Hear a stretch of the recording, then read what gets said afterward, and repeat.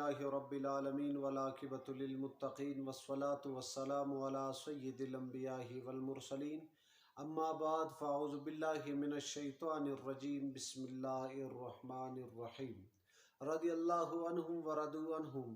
سامعین و سامعات، ناظرین و ناظرات، السلام علیکم ورحمۃ اللہ وبرکاتہ۔ رب کریم نے ارشاد فرمایا، میں صحابہ کرام سے راضی ہوں اور صحابہ کرام مجھ سے راضی ہے۔ صحابہ کرام وہ تھے جو ہر وقت شانہ بشانہ نبی پاک صلی اللہ علیہ وسلم کے ساتھ تھے، غم ہو، خوشی ہو، جہاد ہو، جہاں بھی ہو۔ صحابہ کرام حضور علیہ السلام سے پہلے صف میں جہاد میں ہوتے تھے کہ یا رسول اللہ، یا نبی اللہ، آپ کی عزت پر، ناموس پر پہلے ہمارے جان، ہمارے مال، ہمارے اولاد حاضر ہو۔ تو وہ صحابہ کرام جو خلیفہ دوم کا تذکرہ کرتے ہیں، حضرت عمر فاروق۔ حضرت عمر فاروق وہ ہے جو نبی پاک صلی اللہ علیہ وسلم کے مراد تھے۔ ایک مرید ہوتا ہے، ایک مراد ہوتا ہے۔ مرید وہ ہے جو خود چل کر آ جائے، مراد وہ ہے جو مرشد انہیں چاہے، یعنی نبی پاک صلی اللہ علیہ وسلم نے ان کے لیے دعا کی۔ حضور نے یہ دعا نہیں کیا اے رب کریم اسلام کے لیے یا دین کے لیے لاکھوں آدمی ضرورت ہے، نہیں، حضور نے یہ دعا نہیں کی، بلکہ فقط رب کریم سے یہ دعا کی، اے رب کریم حضرت عمر فاروق چاہیے اسلام میں۔ تو حضرت عمر فاروق جب اسلام لے آیا، صحابہ کرام رضوان اللہ تعالی علیہ اجمعین کہتے ہیں کہ جب ہم خفیہ عبادت کرتے ہیں، خفیہ اذان دیتے تھے، چھپ چھپ کر عبادتیں کرتے تھے، پھر ان کے بعد کھلے عام عبادت کرتے ہیں، ان کے بعد کھلے عام اسلام کا پیغام دیتے تھے، تبلیغ کرتے تھے۔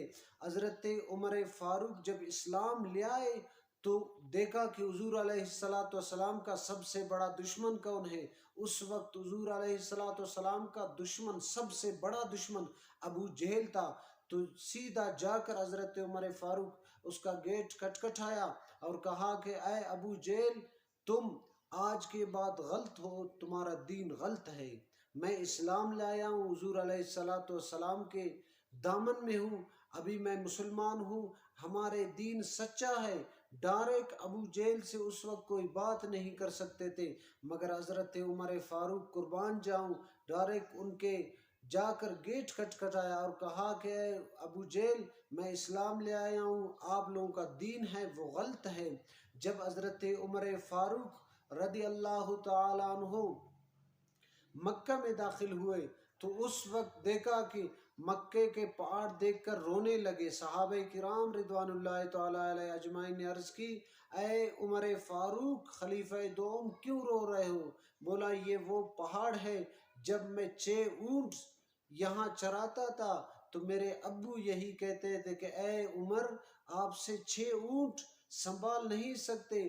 آج الحمدللہ رب کے کرم سے، محبوب کے دامن سے وابستہ ہوں کہ اتنے سلطنت میرے ہاتھ میں ہے، آج اتنی مکمل سلطنت سنبھال رہا ہوں۔ تو مدینے میں جب زلزلہ ہوا، حضرت عمر فاروق نے اپنا چھڑی لگایا زمین پر، اس کے بعد آج تک مدینہ شریف میں زلزلہ نہیں ہوتا ہے۔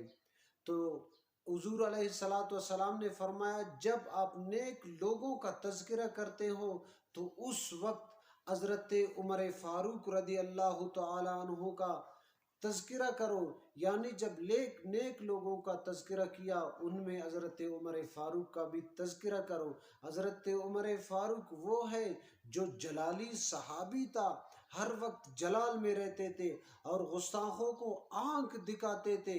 اس وقت جب حضرت عمر فاروق اسلام لے آیا، اس کے بعد اسلام کا جھنڈا بھی بلند ہوا، جو ذکر و اذکار ہوتے تھے یعنی آذان ہوتے تھے، اس وقت سے آذان بلند آواز میں ہوتے تھے، کیونکہ حضرت عمر فاروق جب اسلام پر کوئی غالب ہونے کا طریقہ دیکھتا تھا کہ میں آ جاؤں، اسلام سے غالب ہو جاؤں، تو فوراً حضرت عمر فاروق اپنے تلوار نکال کر سامنے آتے تھے۔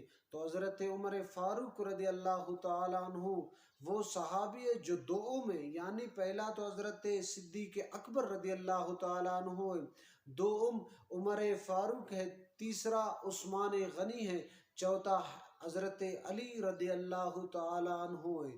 دعائے رب کریم سے ان باتوں پہ ہمیں عمل کرنے کی توفیق عطا فرمائے۔ وآخر